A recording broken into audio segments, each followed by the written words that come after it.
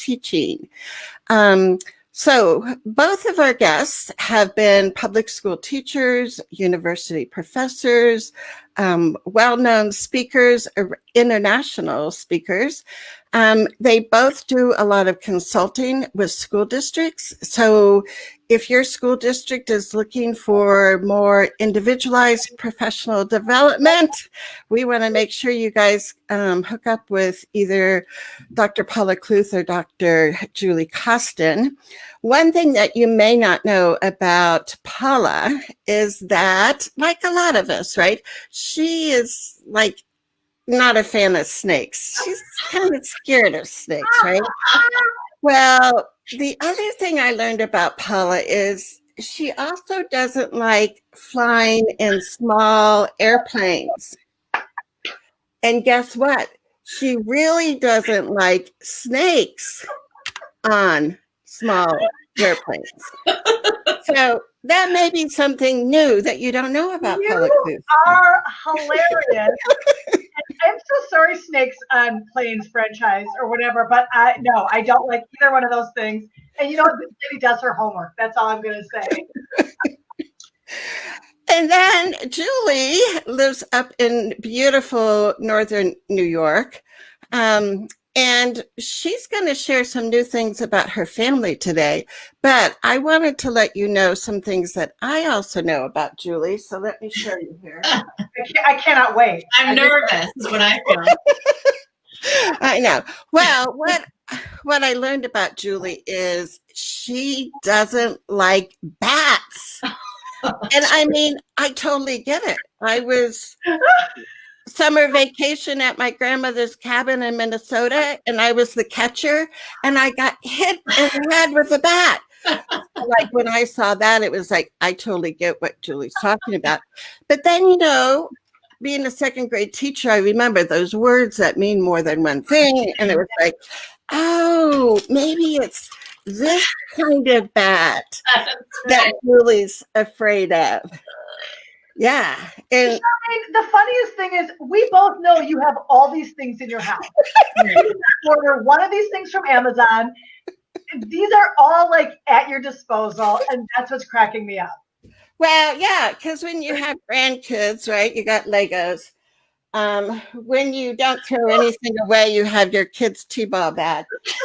And you have a husband that goes out to the garage to look for the Halloween decorations. So we have to give a shout out to my husband, Jim, for helping.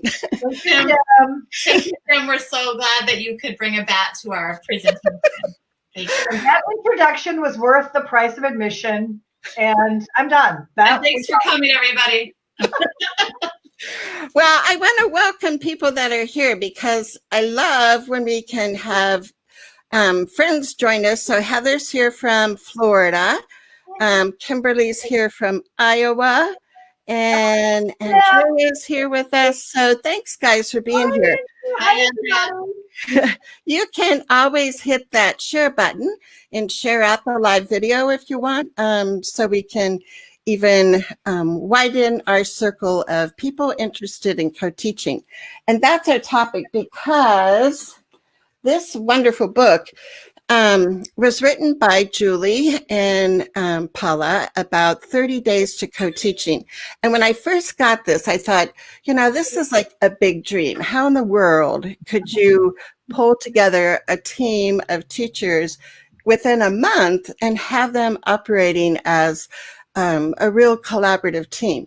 And the more that I read the book, the more that I listened to Julie and Paula talk about co-teaching, it is possible. So I'm so excited because we're going to be talking about co-teaching. We want to also give some time today to share about this new virtual course on co-teaching that Julie and Paula are doing that starts June 5th. So I've been talking to parents and saying, if you have staff training in your IEP, this is a perfect opportunity for the school district to be able to support teachers in taking this class. So we'll talk about that. But we're also looking at, you know, distant learning, and I've been helping homeschool 4 grandkids. So we call it like the COVID homeschooling situation, right?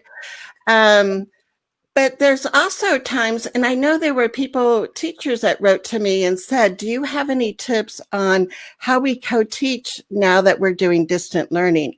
So I thought, Paula and Julie, if you guys want to talk a little bit about that and how that would work, that'd be great. All right. Can I just share a slide here, Charmaine? Yes. Let me bring that up. Okay, great. Well, first of all, we have heard the most amazing stories of people co-teaching and collaborating at this time. So that's amazing. Teachers figure it out. That's why we love them. We just want to give a couple of tips of things that we've been using and things that we've been hearing. I'm going to let Julie kick it off because she has such good energy around this idea of how we should lean on each other and why. So all of you know that at this time in life, some of us are just sort of hanging on barely. So Charmaine's talking about homeschooling for grandkids, or some of you are homeschooling with puppies on your lap and kittens and children banging you over the head with a My Little Pony, and you're trying to like pretend that you've got it under control. Well, Paula and I have been talking a lot about how during this time, the beauty of co-teaching is you can lean on one another.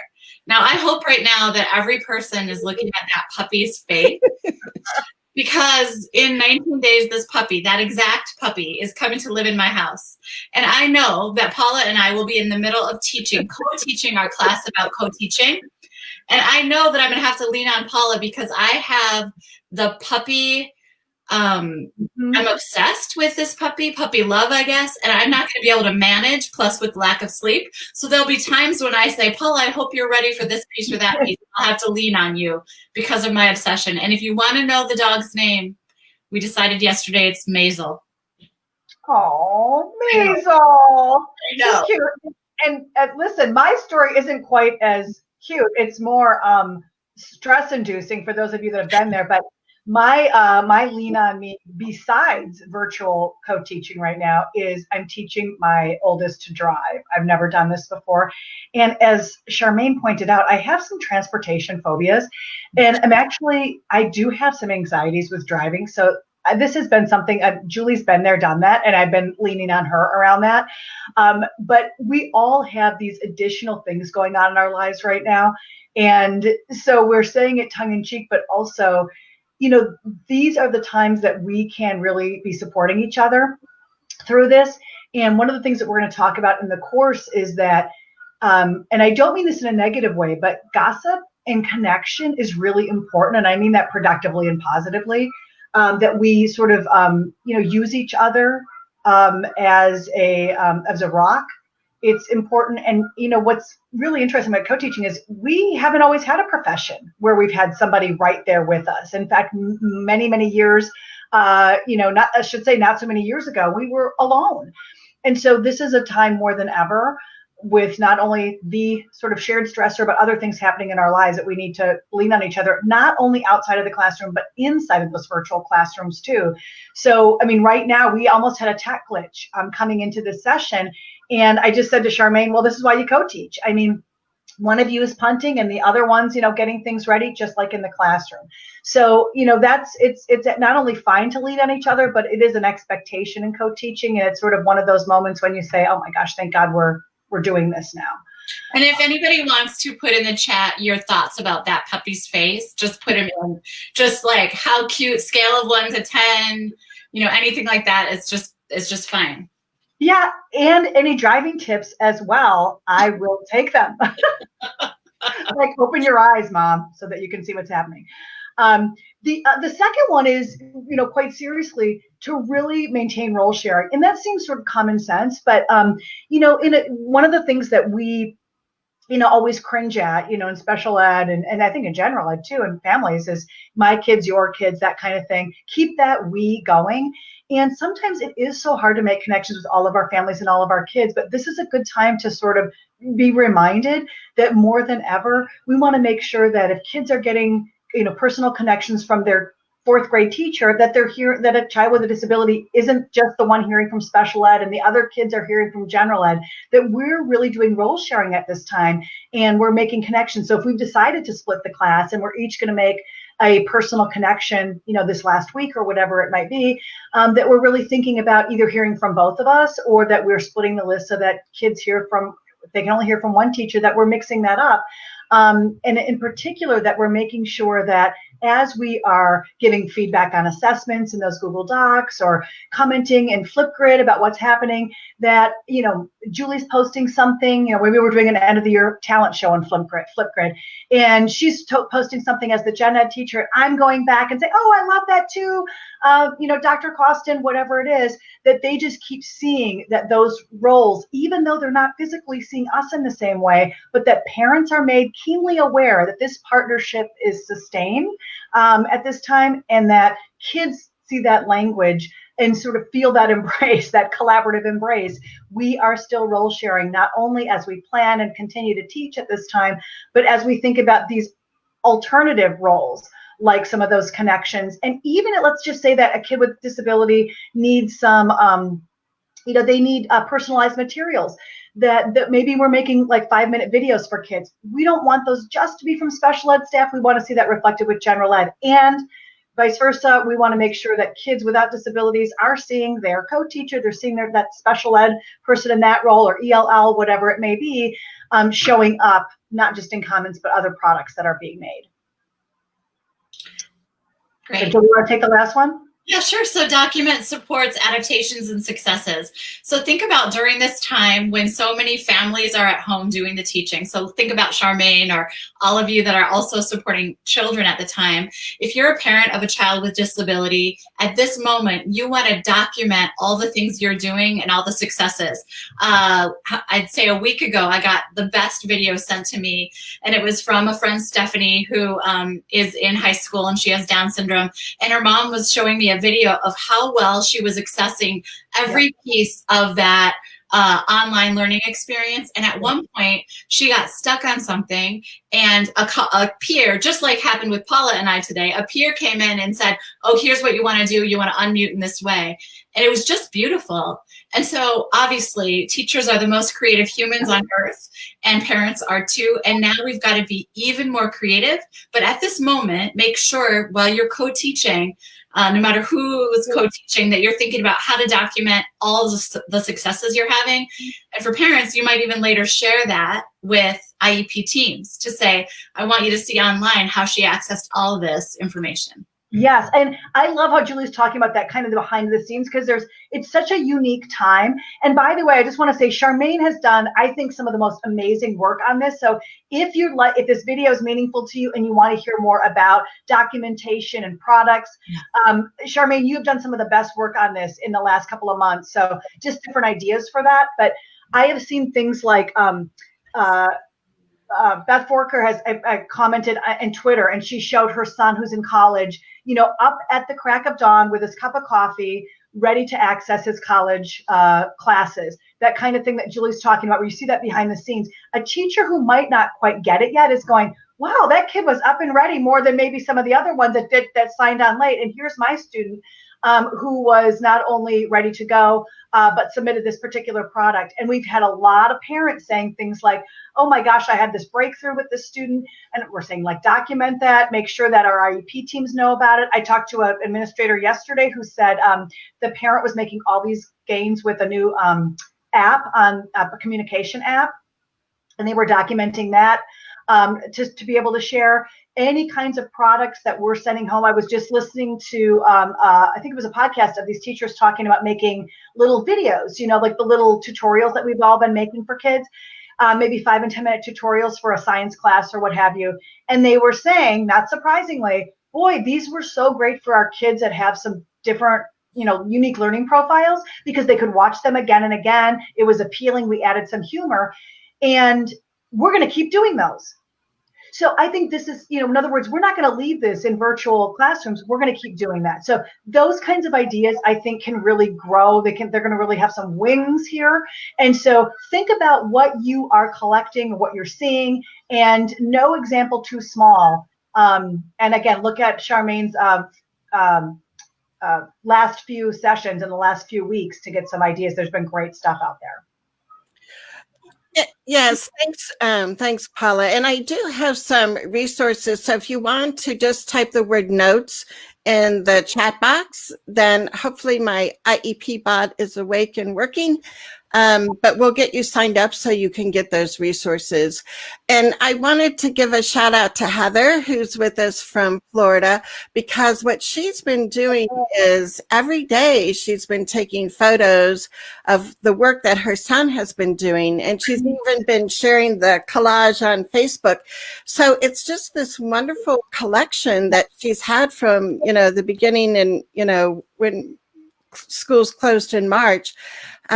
So photographs, videos, all of those are easy ways that you can document what is working well with your child, what, things you need tweaked. And I think the silver lining of this distance learning is that people will be able to know so much more about how their child learns. They'll be having more rich input at the IEP team meeting of what works well and what doesn't. And I hope that all the wonderful things that we've learned during the past couple of months will help us enhance our kids' learning once the school building actually opens again, right? Yeah. And I think, to take that one step further with collaboration is document. I thank you for that really generous offer, Heather. I can't wait to check that out. It's such a great idea. Also, co-teachers, be mindful of what's working for you, and parents may give you feedback about that and use and document and like that, because some teachers I know, they say, we really want to be together the next year and the next year, and with this, virtual stuff, we don't know. Document how co-teaching has helped you through this time. The same as for students, that those videos, that you were able to use those videos. How was co-planning as powerful as ever at this time? How were you able to reach a wider range of students? How were you able to use UDL powerfully? Because there were two of you thinking about how to reach kids and thinking about delicious curriculum options that you were limited. So how did you do that? Yeah. So if you are in a school where co-teaching is happening, can you let us know that?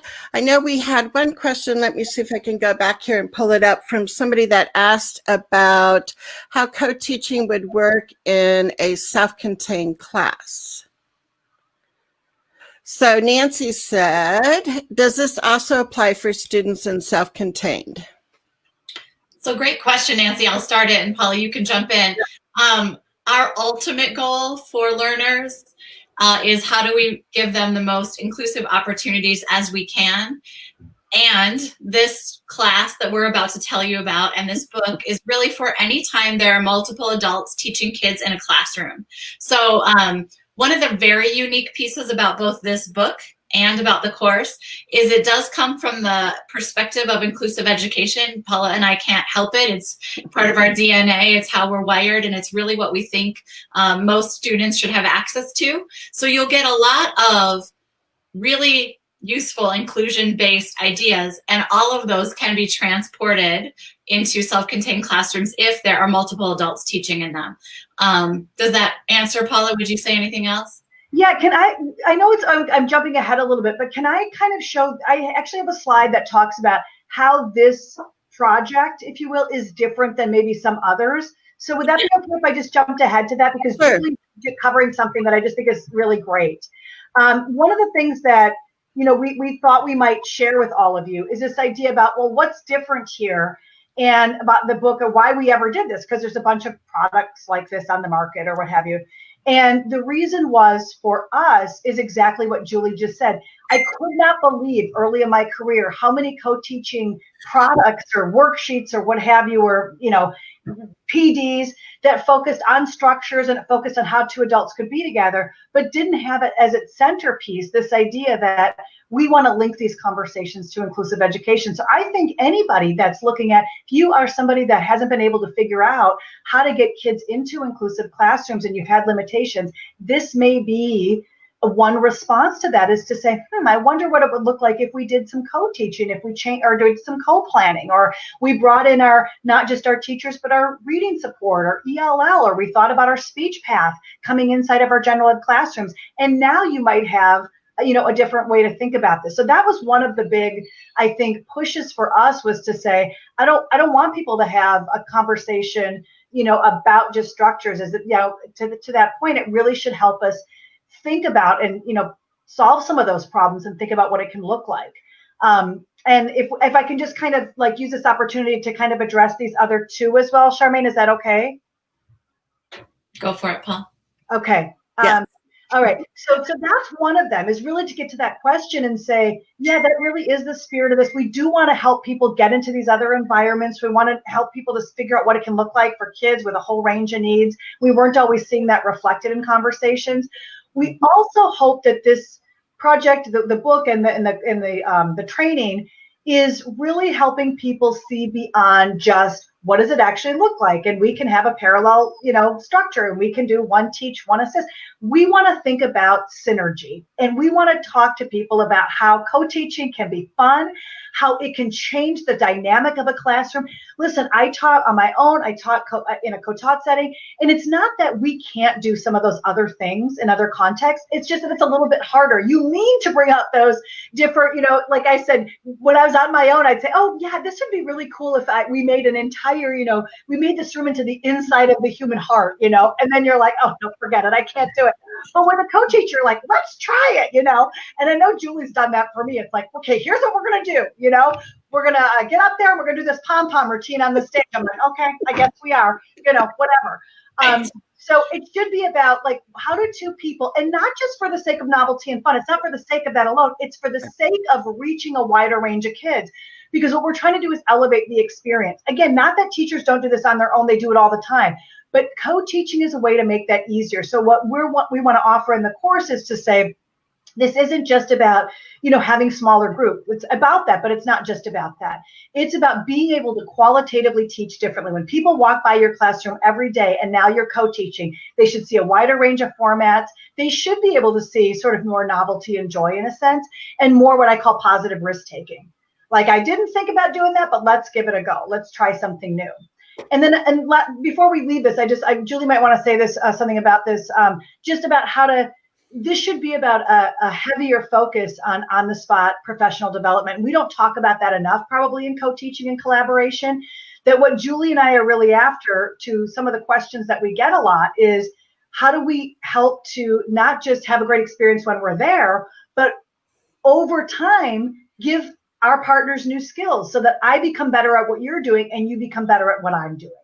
So let me give an example of that, Paula. So imagine that you are a chemistry teacher and you're working with a special ed teacher. This person has tons of chemistry experience, and this person has tons of experience with universal design, differentiation, making learning stick, all those kinds of things. And so what happens is, the more they work together, the more this person learns about chemistry and the more this person learns about making everything accessible. We are actually expanding the abilities of every adult in our school systems. So what I love about this work is when you have an entire school system who is reading the book, coming to the class, learning about all of it, everyone is gaining more skill than was before. So it's just kind of a phenomenal way to bolster professional development. Oh, exactly. And I wanted to show people the link if you're interested in learning more about their virtual course. It is starting next week on June 5th.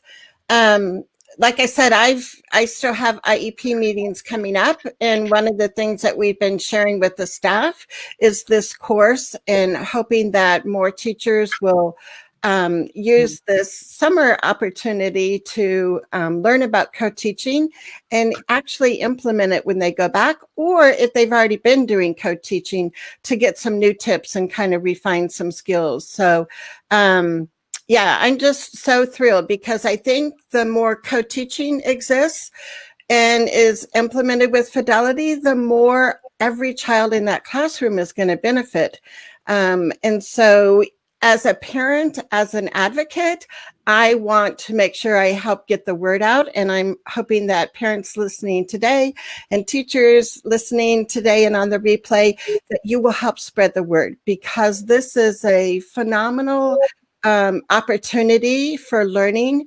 And I just, we look at how can we make differences in schools. And I think looking at how we use our staff and how people, spend their time every day, if we look at doing that in a different way, it's going to benefit everybody. And it also makes an exciting time that you can celebrate the good things that are going on in life, right? Right. Well, and I love that you say that. I always say human resources are one of the most misused resources in public schooling broadly. And so I was also thinking about that question about self-contained is we're going to cover not, as a primary piece, but about paraprofessionals too, how in a collaborative classroom, we want to think about creatively about using all of those resources that we have. And we want to think about anywhere that we've got our therapist down the hall, that self-contained classroom over there, general ed here, let's bring people together to meet the needs of all these kids. And, could I have Julie talks to this better than I do, but could I bring up the pieces of the class and have Julie, because you don't have to, I know some people don't want to do this in summer, and Julie has such a good response to that. You don't have to do it in summer. Yeah. So she's going to show you what the content is, but she'll tell you why you don't have to do it while you're poolside. You can, but you don't. You can, but you don't have to. Great. Okay. So we are getting more questions about this than anything else, which is, I'm going to miss the June 12th class, so what should I do? Or I don't want to do a thing in June, so I hope you're holding it later. That's a common question we're getting over and over again. Here's how it works. These are our live classes. They will also be recorded. And so if you want to be part of this experience, this is the moment to get in on this experience, because we're holding it now. These will be live. And if you want to join live, great, join us live. If you don't, and you're not going to look at it until July or August, no problem. Everything will be there for you forever. So every video of our presentation will be there. All of the resources will be there, and plus extras. This will be called On Your Dashboard. So let me first go through what's going to happen live, and then I'll explain the dashboard. What's going to happen live, June 5th, you will join us on a Zoom call. It's going to be me and Paula, and we're going to be co-teaching about the first topic, which is how to connect and create a vision and set goals. So we're going to ask that people That's start. The first topic. I just want to be clear that I am making this multi-sensory. Go ahead. Thank you, Paula. That's the first topic, June 5th. Then the second topic is June 12th, and we're going to get into the co-planning pieces. That's the second topic. The second topic is the must of co-planning. This, for me, is worth the price of admission. How to create co-planning experiences. All these hacks, I think Paula and I, if we weren't inclusion specialists, well, I think we'd be productivity specialists. And it's really about how do you take 15 minutes or 5 minutes and really plan for a variety of learners all in one place. And we're going to give you as many hacks as we can fit in for you. Then the 19th, we're going to talk about those structures. That's the third big idea. So you can see Paula's 3. And that's going to be June 19th. We're going to talk about beyond duet and parallel teaching. And we've got all sorts of models that people haven't heard of before. One of them, Paula's kind of, we're experiencing a little bit of now, which is one teach, one make multisensory. So as you can see, I'm doing the talking, teaching, and Paula's holding up numbers to let us know where we are. And the last one is June 26th, evaluating and celebrating. This sounds fun, and it is. All of it's going to be outrageously fun. But it is going to be fun. Wow. I did not expect it. It was better than I thought. I just put this up to be like multisensory, and then I couldn't stop myself. Yeah. Paula, cut it out. I can't work with both of you at the same time. So many. Not almost spit out my coffee. So as you were, Julie. That's great.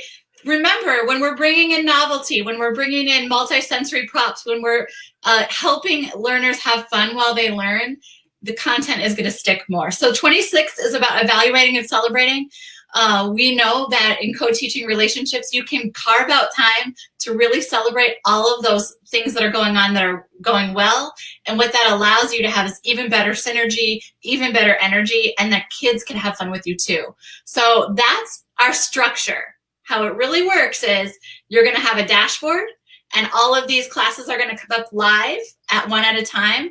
But let's say you don't even want to look at them until June 30th. That's my birthday, by the way. If you don't want to look at them until June 30th, you can just wait and go back and do them all whenever you want. Some people have asked, we've gotten a lot of questions and it's been phenomenal. A lot of people are asking, do I have to buy the book? Yes, they're separate, the course and the book. And we're hoping people sign up soon so they can get the book and get ready to read while we go through the book, because that book is full of strategies and ideas. Oh. Does that explain it, Paula? Yeah, that's fantastic. And I just thought I'd put up the landing page, just to kind of help people know this is, you've arrived here, you've arrived in the right spot, and so on. And I also had a little slide there. And, Charmaine's been posting that. You can see that information up on the chat there as well. But I also thought I would just show that's the website. So if you need more information about the book itself, there's a little, I guess, area on the 30 Days to the Co-Talk Classroom, where if you are connecting to a school system, if you are buying in bulk, I think that's 10 copies sent to one address, there's a special discount for folks. Otherwise, you can just go to Amazon. So I just wanted to show that visual for those that questions come up a little bit, and I wanted to make sure people had the spot for that. So, and there's some other resources there on Co-Talk Classroom, or ways to contact us if you can't find us. So I just wanted to put that up as well. And I want to say this, I've worked with so many school districts who bought the book for everybody who's co-teaching, which we appreciate and we love. And I have bad news for you. Just buying the book doesn't mean they've read it, okay? And so I know that's hard to believe, but it is possible that in your district, some people have not opened the book yet, not because they're lazy or anything, but because they haven't had a moment. This class will help people really get the most out of the book, which means they will all be bolstering their co-teaching skills and strategies. And it's not just skills and strategies, it's also filled with habits of mind, which is how do you really treat your co-teacher? How do you really become respectful in a collaborative relationship? So it's more than just structure, it's so much more than that. Well, and I think the other thing about, and it reminds me of just coming here to Visions and Voices, and what I get from it is you go there to get, I want to hear what Charmaine is saying or what her guest is saying, but then you read these comments, and already I have so many ideas from comments. Like I want to go check out that Facebook page, and other people share ideas, and they say, and their questions are interesting to me. So that's what we're hoping, is that we've done a lot of very traditional looking PD around this. And we've done some of that together, but we've never, ever done this because we don't live in the same state. And it's just, it sounds odd to say it, but like this was the opportunity that we needed to finally say, okay, we've got a little bit of time to think now, let's do this, because people have been asking about it. And now we're actually seeing this actually might have been the best way to do it all along.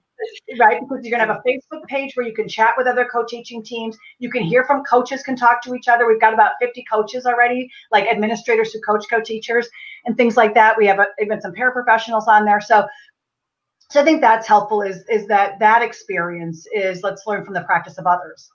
I just want to say, in case you're curious, one more benefit, Paula, is that we're together, which is a blast and really good synergy. But the other piece of it is that we're going to be having people from Australia to Alaska and everywhere around the globe. And so you might get to learn more about what's happening around the world in the co-teaching arena just by being part of the course. Well, and I look at that because I talk to parents a lot about, you can write staff training into the IEP and do it in a polite way. I mean, we're not trying to make teachers feel awful. It's like, we don't know all of these things, right? We all need to keep learning. What I love about being able to do this virtually, as opposed to, going to a conference and hearing a speaker, is that you have lifetime access to go back. And it's like, what did they say? I can't remember exactly what they said about planning time. And you can go back. In the Facebook group, to me is going to be a way that you can get that ongoing coaching from others, put your questions in, and all of those components, reading, listening, participating, makes it where it's really possible to get co-teaching implemented versus only going to an in-service day and hearing a speaker and not really being able to put it to use in your classroom. Yeah. That's what we're so excited about, the replay, the fact that people can go back and go back and go back. And you can maybe in September, you've got a lot of structures in mind, but then it's November and you might want to go back and say, what did they say about really jazzing up your routine around structures? And so you can go back when you need it. Right. And I was going to bring up Daisy's comment here. She said, on my daughter's IEP, it states inclusion with support on our related service page. I have to ask, what does that look like? Every year, it's been a co-taught class. Yeah, well, sorry, Julie, is it okay if I? Please go ahead. Okay. So one of the things, that we always say, support is not always a person. It can be a person. But neither one of those options, if you just have co-teaching or you just have these range of supports and services, that may be the perfect storm, to create what students need.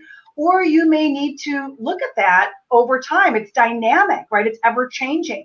So that's one of the things that Julie and I like to talk a lot about, probably Julie even more, than she just loves all the sort of, related supports for kids. She loves talking about real connection. Community building is one of your passions. And so that's one of the things that, is near and dear to us too, is yes, co-teaching is a great support to get kids in those classrooms, but will that necessarily be enough? No, it might not be enough. Every kid has to have that customized collection of these services. And even if one group of supports work for you in 1 year or they work for you in September, it may need to be revisioned in December. So, we, of course, in the class, we're going to be talking about the co-teaching structures, but I would say a good quarter of those 30 ideas are just about teaching in general. What does differentiation look like? What are other UDL supports? So what you might be looking at for your child is to say, okay, I see that co-teaching is something she's getting. Can you outline for me what those other supports look like? What kinds of teaching strategies are being used? How is her physical work being adapted? How are peers interacting with her during these kinds of lessons? What kinds of co-teaching structures are being used? Everybody basically on this call knows. What do you say? One teach and one crouch and text in the corner is not a co-teaching structure? Right. Not one teach, one paint your nails. That's not one. But that would be a red flag. That's a red flag. And also, it is often it's not people who don't have good intention, but when I'm in inclusive schools, I'll often walk past a co-taught classroom and I'll see one person teaching and someone else kind of standing, right? And that's not good co-teaching. That's not what we're talking about. It's really, how do you create the ballet of co-teaching so that you're giving multiple access points at every second of the day? Well, and I know this is getting wordy, but I want to say one more thing to that question, and that is, one of the, I think, most critical pieces about assessing is that co-teaching is, I hate to almost say it because it's so painful in the realization of it, but when you primarily, and again, I don't mean to disparage, I don't know what people are actually using, if it's not working or if it is working, but when you mostly use one teach, one assist, or one teach, and one is, primarily doing a little bit of duet here and there at the front, not only may that not be helpful, but it actually could be worse than what kids were getting elsewhere, because now they're in this larger classroom with bigger numbers. And if there's no way that the co-teaching model is using is sort of using that relationship to create all of these new possibilities, it actually can have outcomes that are negative. Not saying, oh, there's not much of a benefit. You might get no benefit, or think some kids are worse off if it's not a healthy partnership. Right. And people don't know naturally how to create those partnerships. There are a lot of skills that are involved with that. It's complex, for sure. Oh, I know. And I think, Julie, I've heard you say before, co-teaching can be like co-parenting, right? Mm. That you still, it is that relationship and I always say the 3 R's of advocacy are relationships, relationships, relationships. Yeah. And I think for co-teaching also. And so at the beginning of the book, you do give tips about how can you just, sit down for a lunch together or something and try to get to know each other. And those kinds of things can be really helpful as you go forward in your relationships. Yeah, well, getting to know your co-teacher on a personal level is critical. Getting to the point of trust is critical. And that doesn't just happen if you show up at the same time as the students every day. That's not going to happen. And so we have a lot of, Paula likes the word hacks, and I like it too, because essentially, how do we get there quickly? We don't have enough time in the world to do this work. So how do we do it efficiently and quickly, but actually develop deep relationships with one another? Right. It's pretty amazing. And I think as parents and teachers that embrace inclusion and want to see inclusion work, I think having co-teaching in place is a wonderful way to have that happen, because so many times I see people trying, inclusive education, and they don't have the supports there. They don't have, a team of people that believe and are rallying behind each other. And therefore, sometimes you'll hear principals say, we've tried inclusion, it didn't work, or we tried co-teaching, it didn't work. And that's where I think with this virtual class and the community and the Facebook group that you'll have is you can bounce ideas off of each other and support each other. So it really does work. Yeah, when people say I tried inclusion and it didn't work, or we tried co-teaching and it didn't work, I always say, what was your it? It didn't work. Tell me about your it. And not to be disrespectful, but what you're doing might not have been what I would have tried, and what I would have tried might not be what Julie would have tried first. And I don't mean it in a sassy way at all. I mean, really, what was your it? When you did co-teaching, what did it look like exactly? And we might hear that and say, oh, that's not co-teaching actually. So that's really important. And because, it's again, all structures, relationship, all those good things, and some of these elements of joy and novelty. And so, I actually, that's a good lead. And can we show some of you promised props? Can we talk about some of our favorite props, just because it brings a little bit of fun to these presentations? Yes. Julie, I bet you have some favorite props. I do. And actually, Paula, really inspired me with this rubber chicken. She has an extensive rubber chicken collection, and now I do too. And recently someone even gave me I have a bunch of different ones that are holiday themed and things, so I'm really into them. But something like this, I'll talk about if we're in school systems, something like this as a talking object can be really useful. But even online, you can have people passing across across the computer, and someone just did this recently and had to pass the pencil. So when it was students trying to hold it, they were, and then they had to figure out how to give it to the next person. All the ways that you can think about props to make learning more fun. Today, Paula FaceTimed me when I was in the basement, just digging through, finding random things. And that's what good co-teaching is it makes us be a little more creative. And go through our stuff in the basement. I mean, thank you for that. One of our other, so we have props that we talk about sort of as boredom busters. That's one of those. We showed some of our celebration prompts. And even though those seem sort of like they're frivolous, they're extra, they're, that's just to make the workshop fun. No, we don't feel that at all. We bring in these kinds of props, and you saw all of us. You've had your noisemakers. I've had this. We've had pop-offs before, because we actually use those in teaching. Again, because we want kids to experience a different kind of classroom when there's all these adults working together, and because in the book and in the work that we're going to do, the last chapter is celebration. We feel, especially for kids with the most complex needs, if you are not celebrating every day, oh yay, right? Oh, you know what? That reminds me of that little monkey. But if you're not celebrating every day, and I know you both will back me up on this, you will miss progress being made, especially by some of the most vulnerable, or the kids they make gains that might not quite be as easy to perceive.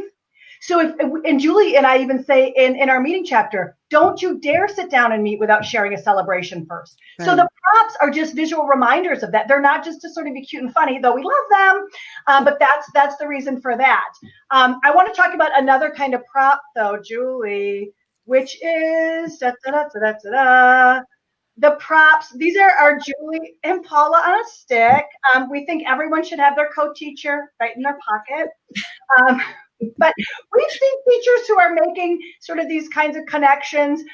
They're sending a little teacher on a stick home for every student. And if you do that, you better send both teachers home. I'm telling you, can't just send one. And your paraprofessional, if you bring your speech path in there, everyone gets a kit, then they can, they can pop it.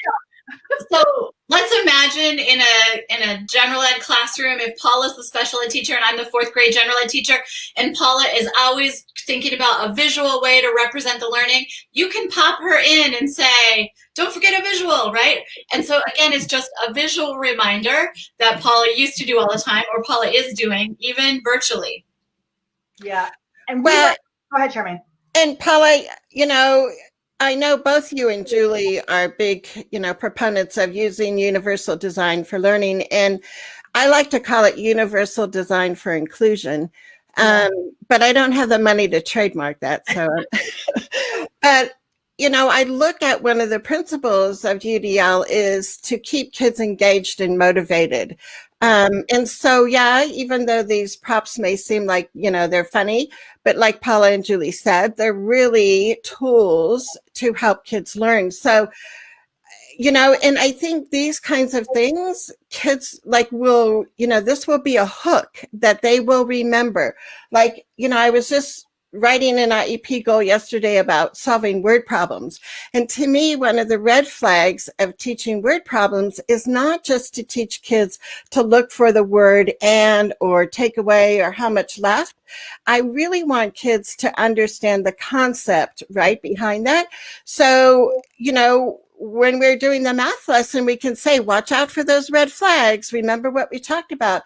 And that will be this visual cue for your child. And so, even with home teaching or whatever, you might think about that, or have your child come up with props that help them remember some of these things. So instead of always a mnemonic, it's almost like props could be another way for kids to learn. Well, absolutely. I give the example. You saw my numbers, and we use these a lot in our training. Like, this is step 1, this is step 2. It's funny when Julie's talking and I come by with my number, but really we are keeping people sort of organized on the steps. And the other element, I work with a lot of high school teachers, and in one workshop I said, make a great big visual that you can use across lessons that helps you to emphasize something to get students' attention in a certain way. So, for example, an English teacher had that when they taught students about symbolism, they taught, I think the first story that they taught had symbolism. I did not do that on purpose, and you know it, but that was lovely. And so I guess the first story had a key in it. So they drew this key and they made a poster. And then ever since that, every time that they wanted kids, they were reading, sharing something, they would show the big key and they'd say, symbol, just to kind of key kids in. Remember, this is a symbol. Do you see the symbol? Or maybe one walks by with an exclamation point, meaning this is important. Or something like, listen up. It is time to listen to these directions. I've got my ears on. And if you're all zoomed out like kids are right now, that's really useful. Go ahead, Paula, what? I was just going to say, be ready for anything. Why I'm surprised, I don't know, but I just I'm in my happiest place possible looking at the two of you right now. So I guess it's time for my George Washington hat. This is the last category, which we just I didn't even need to go into this, which is, I'm kind of rocking this. I'm sorry. Good. Is costumes. And we say this to be not only these memory strategies, and we're obviously eliciting laughter, good for the endorphins and all that, but sometimes literally, let's say you're reading a story and kids don't know who's speaking right now, or you want to do a role play. It literally can help students to understand when we come in costumes that actually are helping them understand the intersection of these individuals or this idea. So we say it sort of in a playful way, but we mean it. That Julie spent, and I spent a lot of time in writing thinking about what are some of those costumes that teachers, could sort of take on that aren't just kind of thematic, but also help students to understand something like that to that engagement piece that you spoke of in UDL, Charmaine. Oh, exactly. And Julie, I want to be conscious of the time because I think you've got another webinar coming up. Yeah.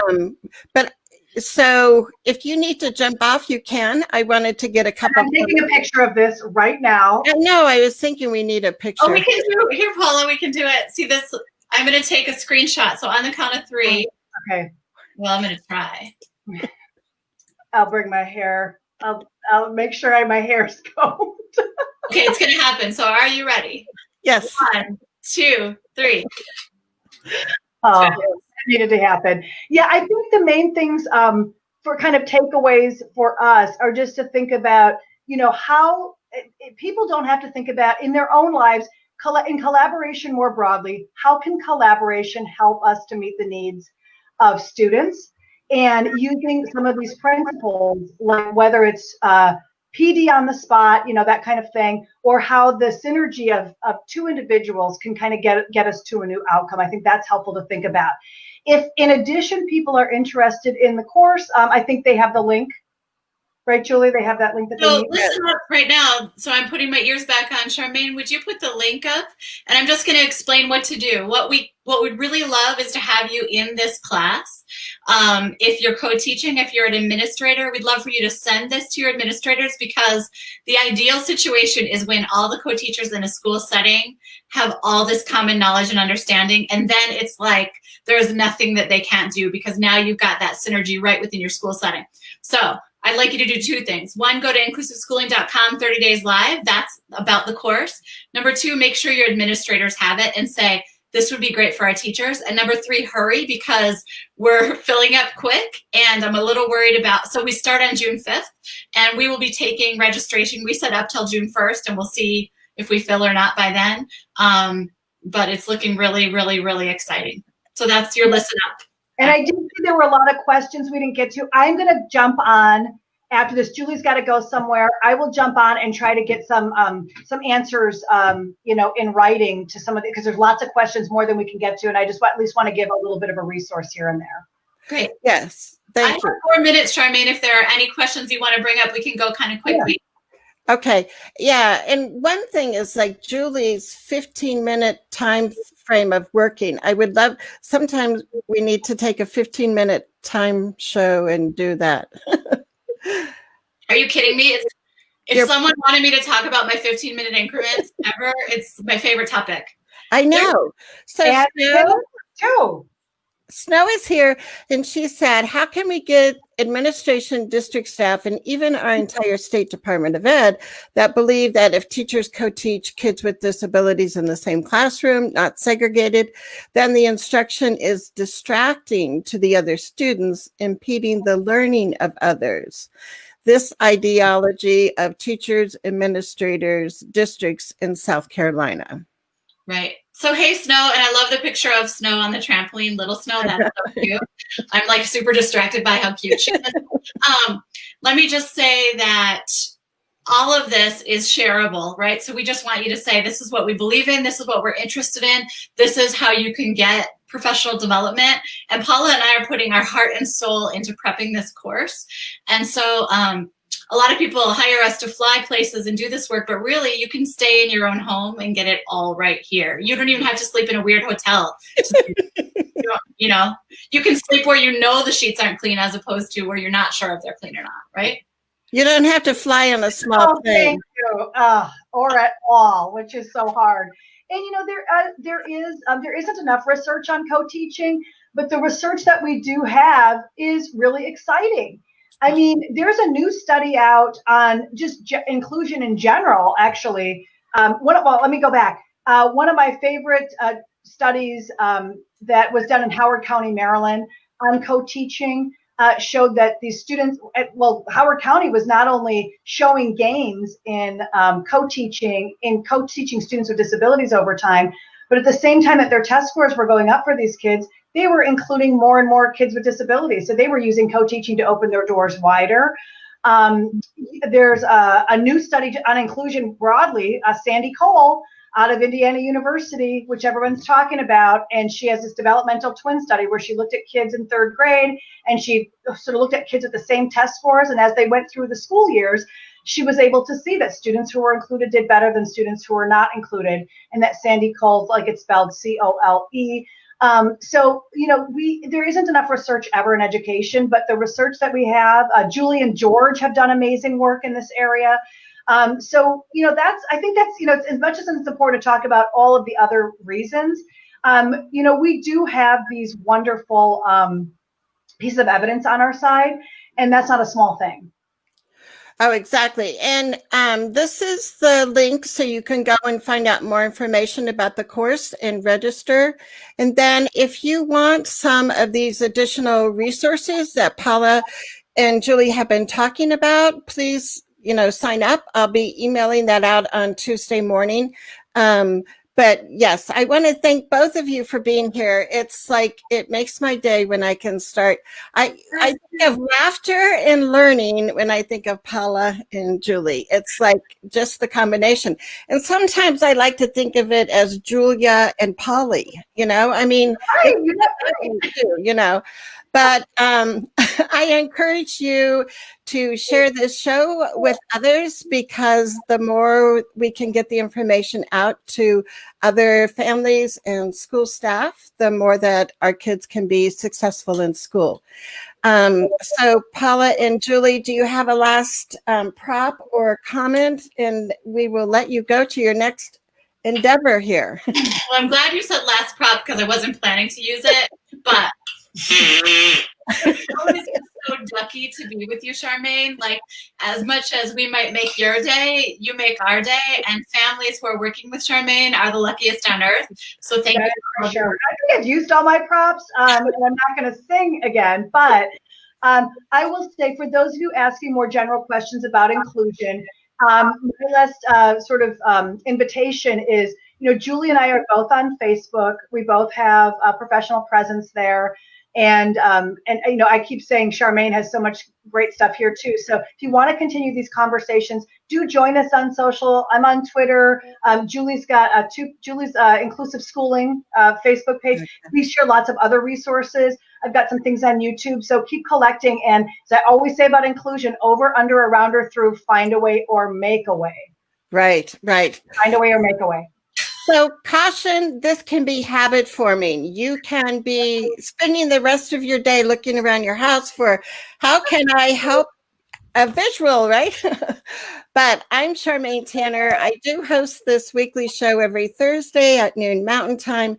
Come back next week for our Q&A. And guess what? June 11th, Dr. Ross Green is going to be my guest. It's like, so that is going to be a sensational topic of how we can support kids at school with behavior challenges. So for sure, tune in June 11th to hear Dr. Ross Green.